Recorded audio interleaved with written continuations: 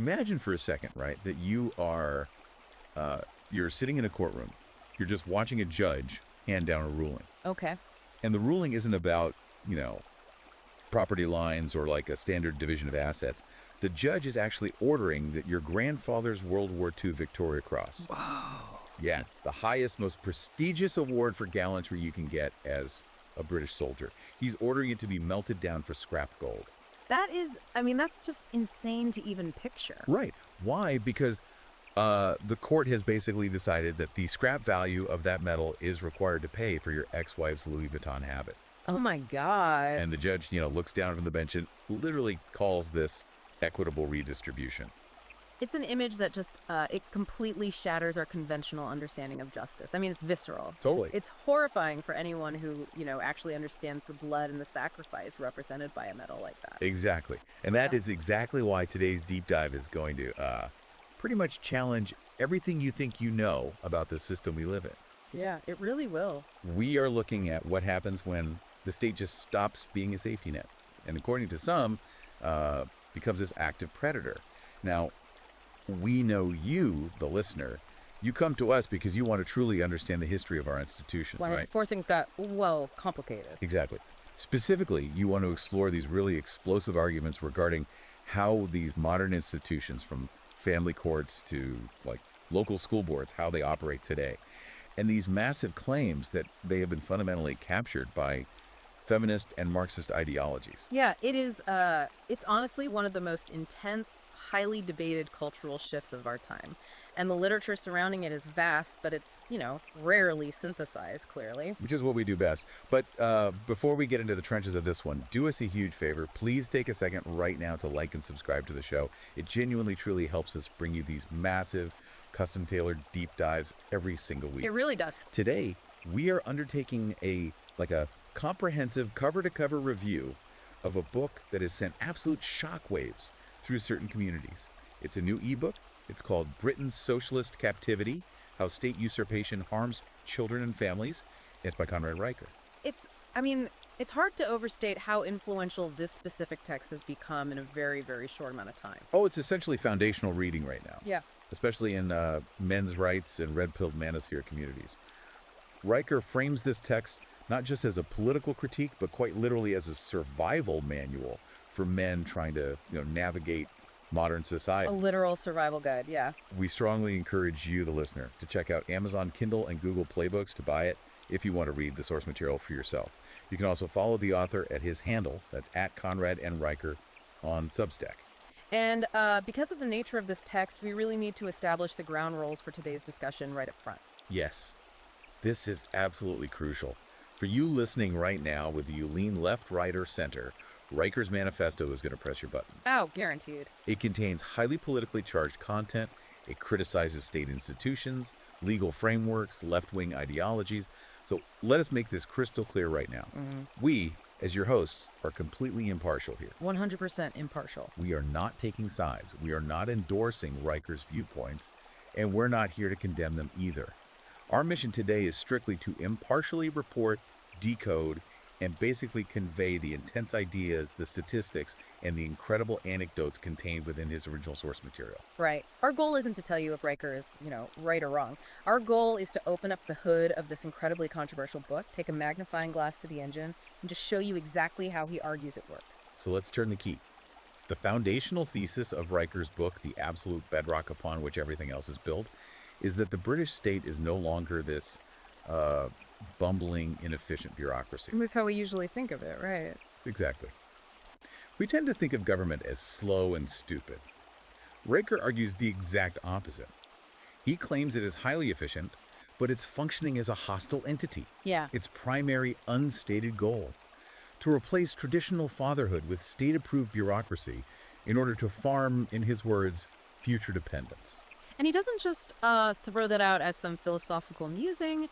He attempts to build this thesis using a very specific interpretation of demographic and bureaucratic data. Right, let's get into the numbers. Yeah, so he looks at this window from 2010 to 2025, and he isolates two staggering statistics. First, a 72% spike in forced adoptions in Britain. Wow. And second, the reality that 43% of British kids are now growing up fatherless. 43%. I mean, Yeah. that is almost half of an entire generation. Right. And while mainstream sociology might frame that as, a tragedy of changing economic times or shifting cultural mores, Riker just rejects that entirely. He doesn't buy it at all. No, he frames these statistics as the desired, engineered outcome of a deliberate policy. And he illustrates this ground-level enforcement with anecdotes that honestly sound like satire until you actually read the court citations he provides. Yeah, the citations are wild. Like, let's look at the father in Birmingham. This guy was fined £5,000 by local authorities because his 8-year-old daughter wore a T-shirt to school. Just a T-shirt. A T-shirt. And the T-shirt didn't have a swear word on it. It didn't have some crazy political slogan. It just said, "Dad's my hero." And the mechanism the school used to justify that this is where Riker's analysis gets really sharp, actually. They classified the T-shirt under a framework of emotional coercion. Okay, wait, stop right there. Emotional coercion. For a "Dad's my hero" shirt. Yeah. Break down the psychology of why a state institution would fear a piece of cotton with that specific phrase on it. Like, what is Riker's argument for the legal and ideological framework here? Well, Riker argues that you have to look at this through the lens of institutional jealousy. Institutional jealousy, okay. Right. If the state views itself as the ultimate provider, the ultimate arbiter of truth, and the ultimate protector of the child, then any rival authority is inherently a threat. I see. So by classifying the phrase "dad's my hero" as emotional coercion, the institution is essentially arguing that a father expressing or encouraging a bond of admiration with his daughter is manipulative. It pathologizes the very concept of paternal heroism. Wow. Riker argues the state needs the child to view the system as the hero, not the biological father. It's basically a zero-sum game for the minds of the children. Exactly. Which brings up the father in Leeds. He was actively investigated by social services for what they termed radical parenting. Right, the Churchill incident. Yeah, his crime. Yeah. During a school discussion about historical immigration, his young son brought up Winston Churchill. Because Churchill represents a traditional, patriarchal, distinctly British historical narrative. And according to Riker, the system views that as dangerous programming. So they have to stamp it out. The state must sever the child's connection to traditional historical narratives and traditional paternal bonds simultaneously, because both represent an authority structure that predates the modern bureaucratic state. Riker describes this almost like a corporate hostile takeover. Like, the state isn't just regulating the family, it's actively short-selling the father's shares to gain a monopoly on the children. That's a great way to put it. But I have to push back here, because this is where the logic feels like it hits a wall for me. If the system truly profits from broken families, how does Riker explain the massive crushing cost of all this? The financial burden. Right. He cites in his own book that the UK spends £2.3 billion on foster care alone. That doesn't look like profit to me. That looks like a hemorrhaging balance sheet. Why would a state want to bankrupt itself on social services? See, that is the pivotal question, and it really requires us to understand Riker's economic theory of bureaucracy, which he calls womb welfare. Womb welfare. Okay. Yeah. You are looking at the £2.3 billion as a loss for the country. Riker is asking you to look at it as revenue for the bureaucracy. Okay, explain the difference. How does that work? Well, a bureaucracy does not operate like a private business, right? A private business is trying to maximize shareholder value by cutting costs. Sure.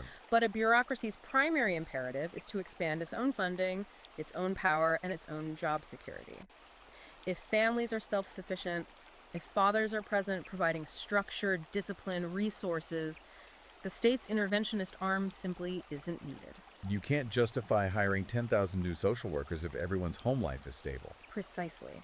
To justify a £2.3 billion foster care budget, to justify the immense pensions and salaries of the administrative class managing it, you need a steady, reliable supply of broken homes. Oh, wow. And Riker points today as suggesting that single mothers receive 12 times more state perks, housing benefits, and tax credits than married couples. 12 times. So he's saying the system is heavily, actively subsidizing the destruction of the nuclear family.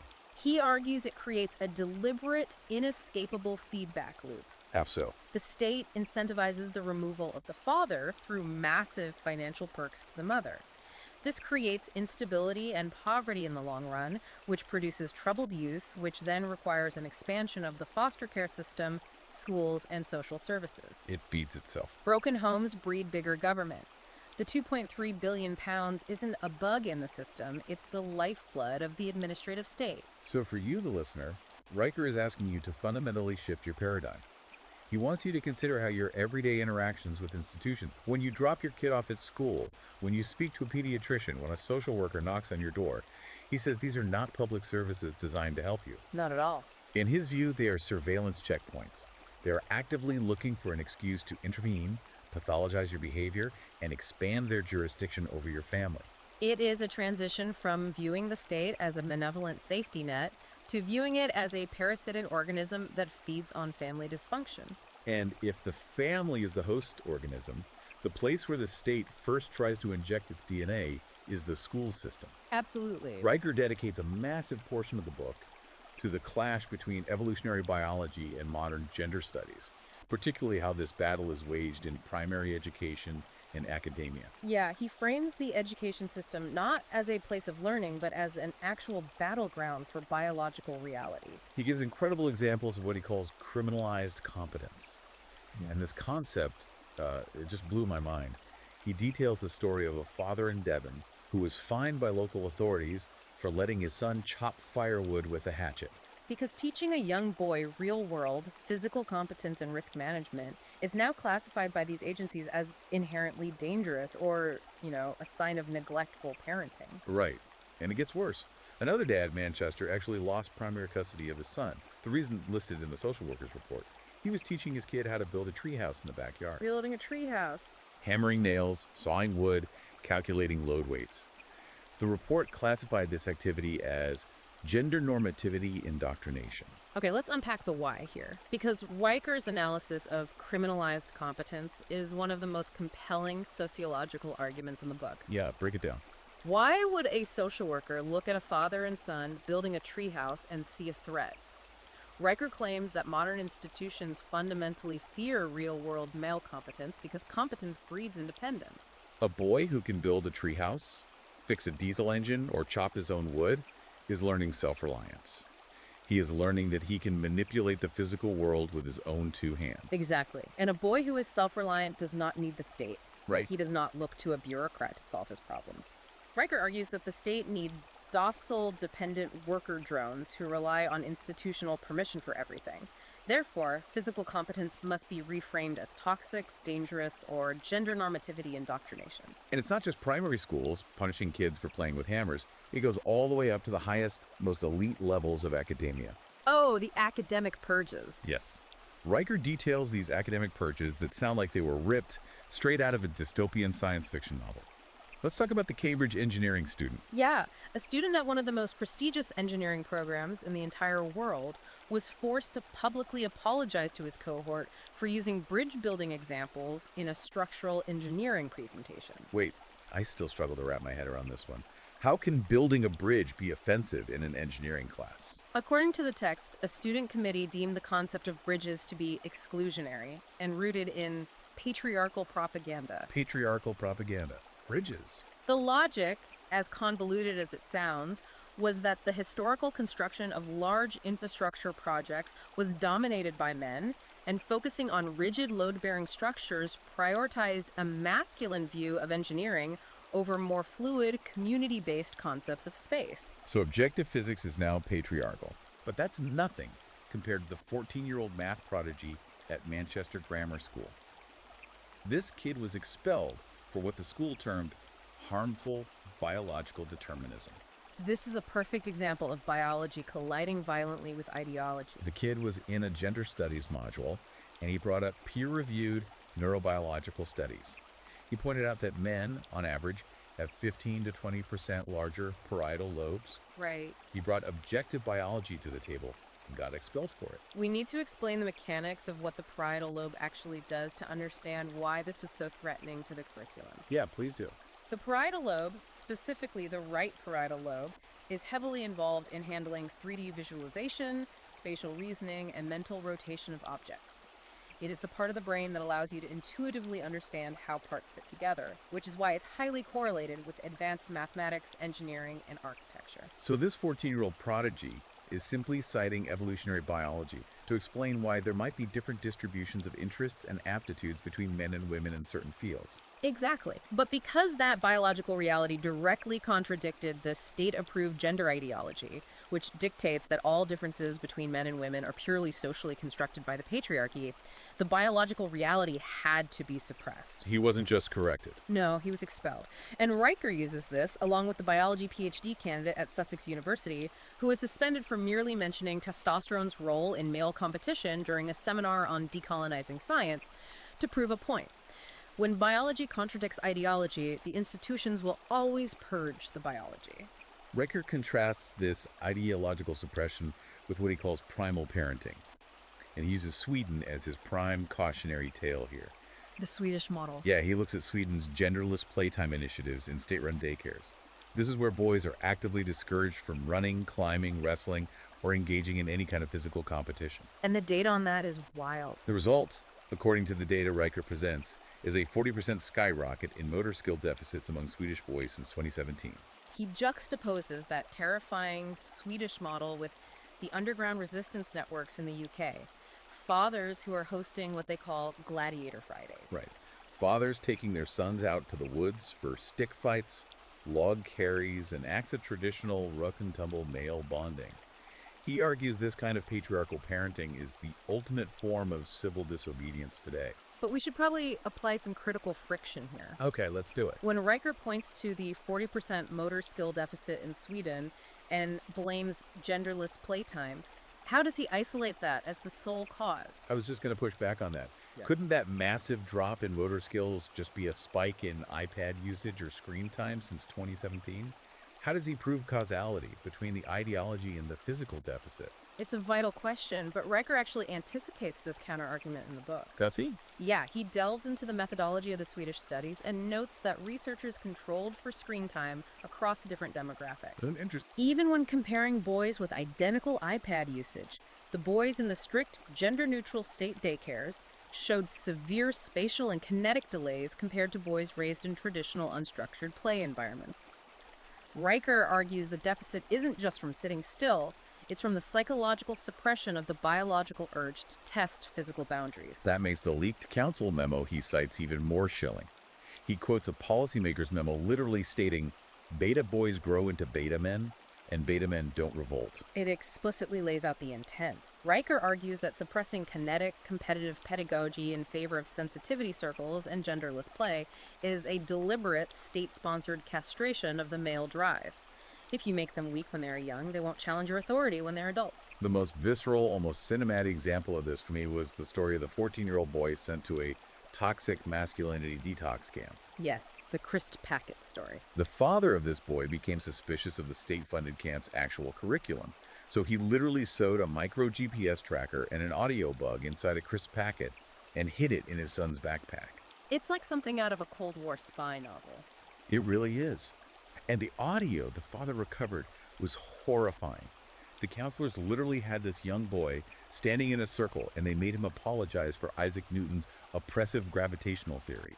The logic of the camp counselors, as captured on the recording, was that Newton's focus on rigid, immutable laws of physics was a reflection of white male patriarchal rigidity. Are you kidding me? And that framing gravity as an absolute law was somehow oppressive to fluid ways of knowing. They made a child apologize for gravity. Yeah. It sounds utterly absurd, almost comical, but Riker uses it to illustrate a terrifying point. The state is trying to fundamentally rewire how young men perceive objective reality. If you can force a boy to apologize for historical male genius and make him deny objective scientific truth like gravity, you have completely broken his cognitive independence. He will believe whatever the state tells him to believe. Which perfectly transitions us into the next arena of this conflict. Because if the education system is where the state captures the minds of the sons, the family court system is where they break the will and the bank accounts of the fathers. This brings us to the financial front line, divorce courts. Riker does not mince words here. He explicitly labels the family court system as legalized theft.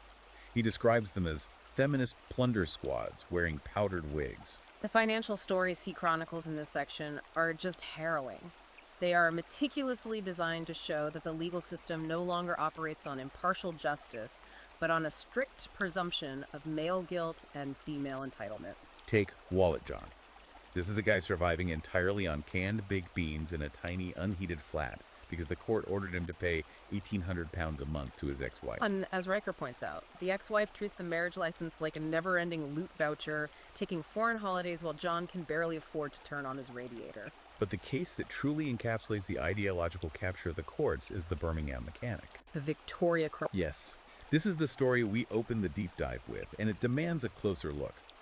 This mechanic inherited a World War II Victoria Cross medal collection from his grandfather.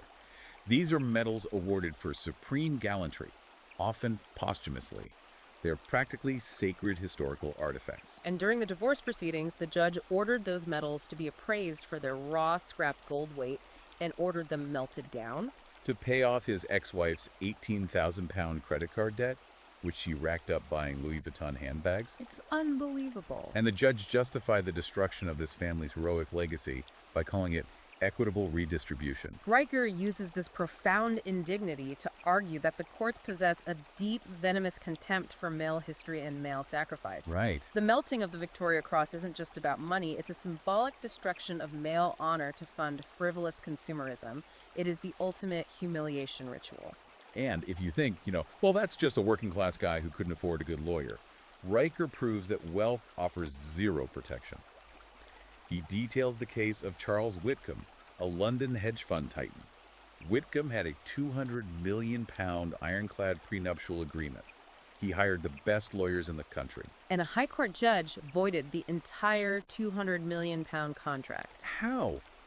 What is the legal precedent for a judge overriding a consensual contract between two highly educated adults? The judge voided it on the grounds of financial opacity. The judge argued that the prenup was too simple and didn't explain the complex financial clauses using what the court termed tick-tock-level simplicity. Tick-tock-level simplicity to an Oxford-educated ex-wife. Exactly. Even though the ex-wife had a degree from Oxford, the court infantilized her to justify breaking the contract.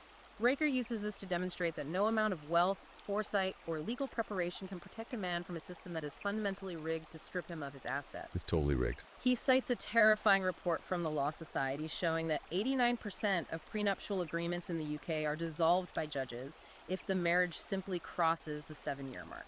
So the contract isn't worth the paper it's printed on. Pretty much. But it gets even darker than asset division. Riker highlights cases where biological reality is completely ignored just to extract capital from men. Mark Thompson, an electrician, was jailed. He was literally put behind bars for refusing to pay £30,000 in back child support for his ex-partner's 9-year-old child. Even though Thompson presented court-ordered DNA evidence proving definitively that he was not the biological father. The court's logic. The judge said, "You acted as a father figure for a few years, so pay up."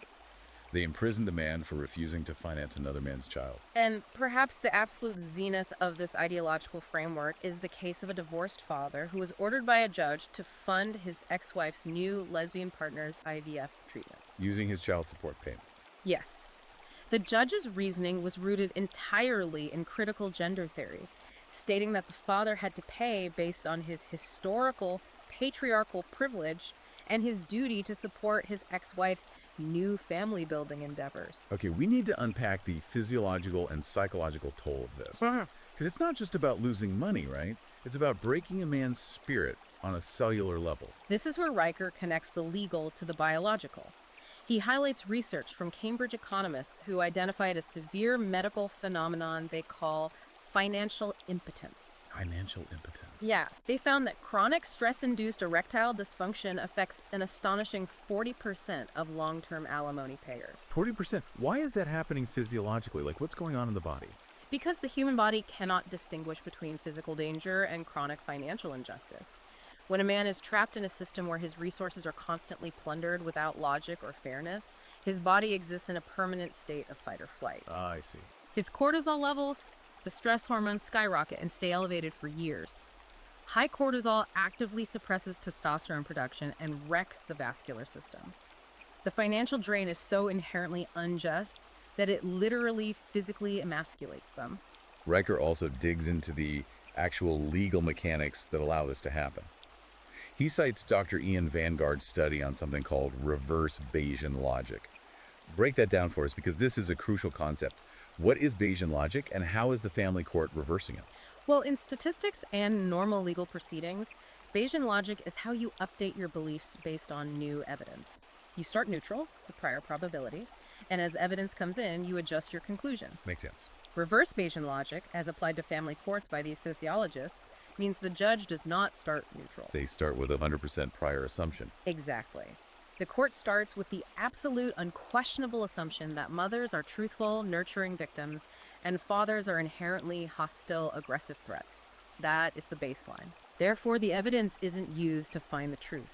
The evidence is violently filtered, twisted, or ignored entirely to fit that preconceived conclusion. So the game is rigged before you even walk in. Completely. If a father is calm in court, he is calculating and sociopathic. If he gets angry about his children being taken, he is unstable and aggressive. There is no evidence he can provide that won't be used to confirm the court's reverse Bayesian assumption of his guilt. Riker essentially frames modern marriage not as a partnership between equals, but as a predatory subscription service. You sign up for free, society celebrates you, but the cancellation fee is your house, your income, your legacy, and access to your own children. Yeah, that's a bleak way to put it, but accurate to his text. So how are men responding to what Riker calls a cuckold tax? Are they just taking it? Far from it. Riker details a massive silent resistance that he calls the marriage strike. The marriage strike. He cites YouGov data showing that 79% of British men now view the family courts as rigged gynocracies. As a result, huge swaths of men are simply opting out of marriage entirely. They refuse to sign the contract. But for the men who are already trapped in the system, they are learning to fight a guerrilla war. Right. They are hiding assets in Belize shell companies.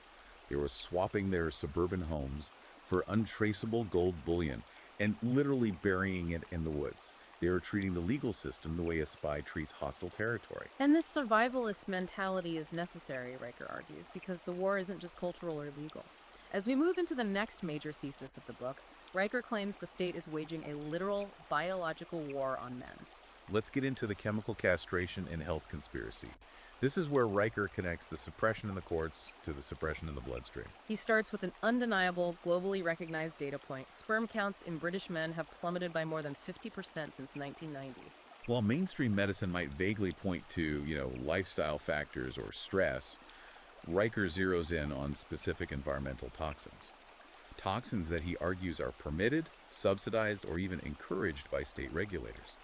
He blames the endocrine system disruption on everyday items. He focuses heavily on bisphenol A, or BPA. Yes, he points out that the ink used in everyday store receipts is laden with BPA. Okay, break that down for me. I touch a receipt at the grocery store. What is Riker saying actually happens in my bloodstream? Riker explains the mechanism of transdermal absorption. When you touch that glossy receipt paper, especially if your hands are slightly damp or greasy, the bisphenols cross the skin barrier and enter your bloodstream. Just from touching it? Just from touching it. Once inside, BPA acts as a xenoestrogen. It chemically mimics the female hormone estrogen. It binds to the androgen receptors in a man's body, essentially tricking the male endocrine system into thinking it is swimming in female hormones, which downregulates natural testosterone production. So you are basically being microdosed with estrogen every time you buy a coffee. According to Riker, yes. And it's not just receipts. He blames the municipal water supply. He cites a terrifying report from Thames Water, admitting that the estrogenic chemicals from agricultural runoff and birth control pills are so heavily concentrated in London's water supply that male fish in the catchment areas are literally developing ovarian tissue. Male fish turning female because of the tap water. Riker argues this is not an accident of industrialization, but a tolerated feature of a system that benefits from lower male aggression. He also heavily targets the soy conspiracy, arguing that the modern state-subsidized diet is saturated in synthetic feminizers designed to invert biological reality. He shares the incredible story of Steroid Steve. Steve was a massive gym rat who ended up suing a major protein shake company. Lab tests ordered by his doctor revealed that the soy lecithin used as a filler in his daily protein shake had completely cratered his testosterone to prepubescent levels. During the trial, his lawyer famously argued that the soy filler had turned him from Hercules to Elmer Fudd. But what I find fascinating is how Riker contrasts this widespread chemical castration with his own biological solutions. He doesn't just complain about the toxins, he offers a biological counter-narrative. Right, the fatherhood study. Yes, he brings up a 2023 Durham University study that completely shatters modern stereotypes. The study proved that fathers who are actively engaged with their children actually have 30% higher testosterone than single men without kids. Which runs completely counter to the cultural narrative of the tired dad bod. Exactly. We are taught that having kids makes you soft and tired. But Riker frames active fatherhood as an evolutionary biological mechanism that makes men more masculine. When a man becomes a father, when he takes on the mantle of providing, protecting, and facing real-world challenges for his offspring, his biology responds. It rises to the occasion. It triggers an evolutionary imperative that boosts testosterone and hardens his psychology. The state, Riker argues, wants to separate men from their children via the family courts precisely to prevent this biological strengthening. A father separated from his kids becomes depressed, his cortisol spikes, and his testosterone crashes. A father united with his kids becomes a biological powerhouse. He illustrates this biological reclamation with the Liverpool Red Wolf Collective. This is a network of dock workers who have completely refused the soy-sipping passivity of the modern office environment. The initiation and bonding rituals they undergo are intense. Oh, they're crazy. They meet at dawn on the freezing Liverpool docks. They do trust falls off 30-foot cliffs into the freezing icy river below. They are bench pressing massive tractor tires in the mud. And what is the result of this extreme physical hardship? Zero workplace disputes. Right. Zero disputes, incredibly high psychological resilience, and unshakable confidence. Riker is using them as the archetype. He is urging men to take radical ownership of their physiology. He says you must ditch the plastics, install heavy-duty reverse osmosis filters for your water, eat real, unprocessed meat, and lift heavy weights. You have to reset your nervous system through physical danger and effort. I want to make this visceral for the listener for a second. Have you ever looked at a simple store receipt being handed to you by a cashier or a plastic takeaway container sitting on your desk and considered it a biological weapon? It's a terrifying thought. Riker is asking you to literally examine everything you consume. He wants you to see the modern environment as a highly engineered terrarium designed to soften you, and he is demanding that you actively fight back on a cellular level. And that biological warfare ties directly into psychological warfare. The state's true colors, according to Riker, are most evident in how it handles men who are already biologically and psychologically hardened. Men who cannot be softened by the environment. Which brings us to the most enraging section of the book. The veteran experience and fighting false allegations. How does the system allegedly treat military veterans? These are men who have actually fought, bled, and suffered for the country. According to Riker's data, the family court and social services system treats veterans as immediate, high-level threats. He cites deeply disturbing research from the BMJ showing that 68% of veteran fathers get their service-forged reflexes actively mislabeled as parental aggression by civilian social workers. He talks extensively about ODA loops. Yes, the ODA loop. Observe, orient, decide, act. It is the foundational neurological decision-making cycle developed by the military for combat fighter pilots and special forces. Let's break down how that actually looks in reality. A veteran is trained that his survival and the survival of his unit depends on spinning that ODA loop faster than the enemy. Exactly. Men trained in combat use ODA loops automatically. When they enter a room, they observe everything. They orient themselves by identifying exits, sight lines, and potential threats. They decide on a contingency plan, and they are ready to act. It is hardwired into their neurology. It's just who they are now. But when a veteran returns home and uses that exact same protective instinct, scanning a room, assessing threats toward his children, social workers pathologize it. A social worker sees a father rapidly scanning a room and doesn't see a protector. They see a paranoid, aggressive liability. Riker gives the example of ex-SAS operative Dave. Dave's son was placed in a state foster facility, and the facility falsely claimed that Dave had missed his supervised visits in order to push for a termination of rights. And Dave didn't react by writing an angry letter to his MP. No. Dave turned his suburban garage into a literal military war room. He set up whiteboards, he gathered intelligence on the facility's shift changes, identified the blind spots in their security cameras, mapped out the social workers' routines, and executed a flawless legal extraction of his son during a highly calculated window. And then there is the story of Gaz, a former Army combat medic who served in Basra. Gaz ended up tailing his son's social worker for 37 straight days. Now, a court would call that stalking. The state called it hypervigilance disorder and cited it as proof of his instability. But Riker argues Gaz wasn't acting out of malice or criminality. He was acting out of hypervigilance muscle memory. Right. He was trained by the British government to protect his charges at all costs. Suddenly, the threat to his child wasn't a sniper in a war zone. It was a bureaucrat in Whitehall holding a clipboard. Gaz was doing exactly what he was trained to do. But when these highly trained guys get dragged into the family court system, they face what Riker calls the 6-minute men. This is a devastating critique of the legal mechanics of custody loss. The 6-minute men refers to the terrifying speed of ex parte hearings in family courts. Explain what an ex parte hearing is, because this is where due process goes to die. An ex parte hearing is a legal proceeding brought by one person in the absence of the other. In family court, a mother can make an allegation of fear or abuse, and the court will hear it without the father even being notified or present to defend himself. They just blindside him. Completely. Riker claims the national average for stripping a man of his custody rights based on a totally unverified, false ex parte allegation is between 6 and 9 minutes. In the time it takes to microwave a frozen lasagna, a father loses total access to his children, his home, and his life without ever standing in front of a judge to state his case. It is a double tap for veterans. They survive the horrors of Helmand Province, they survive IEDs, only to be completely destroyed by the stroke of a pen in a family court. That's tragic. Riker cites a King's College London study which found that 78% of separated veteran dads wake up in cold sweats having nightmares about custody hearings. That is a higher rate of night terrors than veterans reliving actual combat trauma. Let that sink in. The family court system inflicts deeper psychological trauma on these men than the Taliban did. Riker uses this military language to frame the entire situation as a literal war on fathers. He suggests the state intentionally pathologizes the very instincts it trained these men to have for national defense, precisely because those instincts make them immune to bureaucratic coercion. Which leads to the inevitable question. If the system views fathers, especially veterans, as walking risk calculators, as evidenced by those leaked police training slides Riker exposed, showing fathers with cartoon bomb icons over their heads. Oh yeah, those slides were crazy. How does Riker suggest men navigate a system where due process is effectively dead?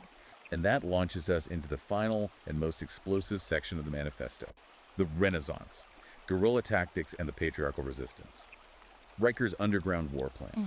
He says you don't navigate a broken system, you overwhelm it, you bypass it, or you replace it entirely. He starts by outlining the 4 Ds: document, deny, disrupt, and decentralize. Break those down. What does this look like in practice? Document every single text message, email, and interaction with an ex-partner or a state official like it is a grand jury subpoena.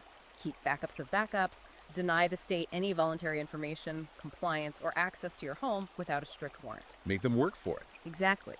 Disrupt their bureaucratic processes by overwhelming them with endless paperwork, freedom of information requests, and the data subject access requests to gridlock their resources. And decentralize your family's life away from state choke points, pull kids from state schools, move money out of centralized banks. The tactics these men are using to execute the 4 Ds are wild. Have you ever heard of the orc dad method? It is one of the most bizarre and brilliant adaptations of pop culture into legal strategy. It's adapted directly from Warhammer 40k tabletop gaming strategies. Yes. In Warhammer 40k, the orc alien race operates on this collective psychic field called WAGH energy. If enough orcs believe something is true, it actually becomes reality. Riker details how underground networks of Manchester fathers are treating social workers and court officials like the tyrannid alien swarm. It's just sheer psychological warfare. The orc dad method relies on sheer, overwhelming confidence, volume, and absolute refusal to accept the court's premise. You don't argue on their terms, begging for weekend access. You walk in, project overwhelming dominance, demand full custody, flood them with paperwork, and create an unshakable momentum. And according to Riker, this aggressive psychological dominance has a 72% success rate in rattling magistrates into favorable rulings. And this resistance isn't just happening in the courtrooms, it's spilling over into the culture. Riker tells the incredible story of 200 Sheffield fathers who stormed a primary school cafeteria. They didn't bring lawyers. They didn't bring petitions. They brought massive 18th century British naval flags. Right. 200 grown men marched into the school and belted out "Rule Britannia" at the top of their lungs, drowning out the administration, to demand the immediate cancellation of a decolonized math curriculum that was claiming Pythagoras stole his geometric theorem from Africa. And the sheer physical presence, the unignorable masculine energy of 200 fathers united in purpose, terrified the administration so deeply that the head teacher caved and canceled the curriculum by 11 p.m. that same night. Or what about the XMI6 operative? This guy used his intelligence training to hack into his son's school portal. While the teacher slept, he systematically went through the curriculum and swapped out a woke, gender-bred person worksheet with Winston Churchill's 1940 "We Shall Fight on the Beaches" speech. That is hilarious. And the best part, the SAT scores in that specific class jumped the following semester. These fathers are leveraging technology as well. Riker details the use of encrypted apps like DadNet. They're using military-grade encryption to share tips on how to hide unauthorized livestock, like backyard chickens, from local council inspectors. Hiding chickens on encrypted apps. Amazing. They share strategies on how to fake Ofsted compliance by intentionally leaving state-mandated diversity teddy bears conspicuously on the sofa right before the inspector arrives, playing the system like a fiddle. It is high-level psychological warfare. Even when they are forced into the courtroom, they are using their biology as a weapon. Riker talks about men being coached to deliberately flex their lats and expand their chests when testifying on the stand about providing shelter, or consciously flaring their triceps when discussing emotional support. It sounds almost ridiculous until you look at the evolutionary psychology behind it. They are doing this to subconsciously sway the female magistrates. They are projecting physical competence and protection. And it actually works. It works so profoundly well that Riker highlights a case where a court stenographer became so flustered by a father's physical presence that she accidentally typed out OBJECTION DADSARMS PROVE MATER NALINCO MPETENCE right into the official court transcript. That is insane. Riker points out a survey showing that 89% of custody magistrates admit a subconscious bias toward men who display a strong military posture. Biology always wins over ideology. It sounds exactly like these men are treating modern Britain the way the French resistance treated occupied territory during World War II. Sabotage, encrypted comms, psychological dominance. That is precisely the analogy Riker relies on. But the ultimate endgame of this manifesto isn't just endless protests or petty sabotage. The endgame is secession. It is about building parallel patriarchal economy. Right, untaxed barter systems. Riker shows how a master plumber will trade a new boiler installation with a high-level math tutor for a year of homeschooling for his kids. No money changes hands. No VAT is paid. Starving the beast. Exactly. He notes that 93% of this UK barter income stays completely untaxed, intentionally starving the state of the very funds it uses to oppress them. He talks about Dave, a master blacksmith who got so fed up with child services that he packed up his entire forge, bought a boat, and moved his operation to an uncharted atoll in the South Pacific to completely escape the jurisdiction of the British state. Or the creation of localized micro-communities like Dodonia. In these experimental neighborhoods, if a single mom's car breaks down, she doesn't call a state-funded towing service or go on welfare. She calls a local dadvice hotline. A dadvice hotline, I love it. A neighborhood dad comes over, gives her free carburetor repair tips, fixes the car, and in return, she doesn't have to sit through state lectures on systemic oppression. And the craziest stat, the birth rates in these experimental, high-trust, traditional communities are tripling the national average. It is a return to horizontal parenting. They are literally rebuilding civilization from the ground up, relying on neighborly competence rather than state intervention. And the state is terrified. Riker cites a leaked RAND Corporation wargaming study, which warned that these decentralized dad cells are adapting and innovating 14 times faster than the family courts can legislate against them. The state is a lumbering, bureaucratic dinosaur, and these fathers are the agile mammals stealing their eggs in the night. Okay, we really need to bring all these incredibly complex threads together. We have covered a massive amount of ground today. We really have. We've seen how Riker meticulously connects the dots. He takes a father getting fined for a Dad's My Hero t-shirt, connects it to a hedge fund titan getting his ironclad prenup voided, and links both of those to estrogen-mimicking chemicals in our receipt paper and the water supply. He weaves them all together into a grand, terrifying tapestry.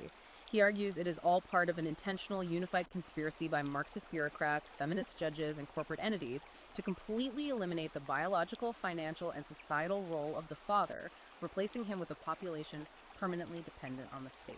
Once again, we must reiterate for everyone listening, the views, the staggering claims, the data interpretations, and the extreme anecdotes we discussed today are entirely those found within Conrad Riker's book. Absolutely. Our goal was not to validate them, nor to debunk them.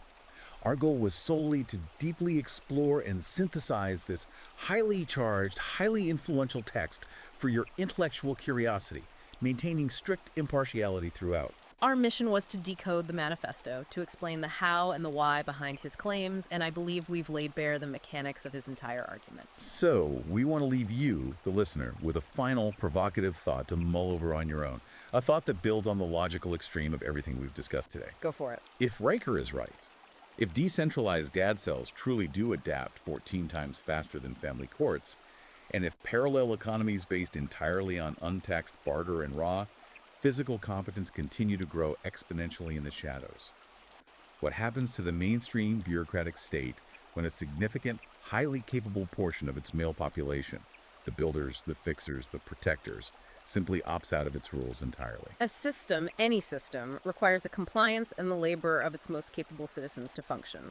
When the builders stop building for the state and start brooding for themselves, the foundation of the state crumbles. Something to think about the next time you see a dad teaching his son how to change a tire or build a treehouse. Before we go, please remember to take a second to like and subscribe to The Deep Dive. And if you want to read the source material for yourself and judge it with your own eyes, head over to Amazon Kindle and Google Play Books to buy Britain's Socialist Captivity. And don't forget to follow @Conrad Dan Riker on Substack. Thank you for joining us in the muddy waters today. We'll see you next time.